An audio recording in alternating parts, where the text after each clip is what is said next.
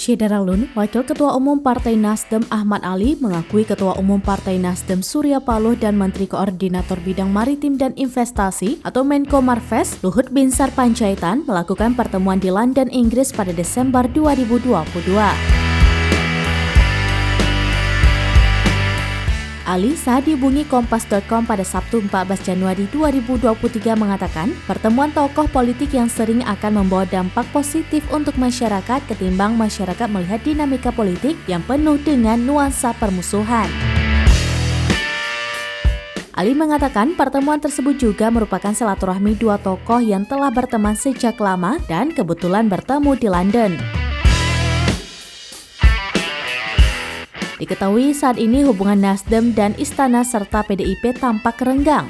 Hal itu terjadi setelah Nasdem memutuskan untuk mengusung mantan Gubernur DKI Jakarta Anies Baswedan sebagai calon presiden.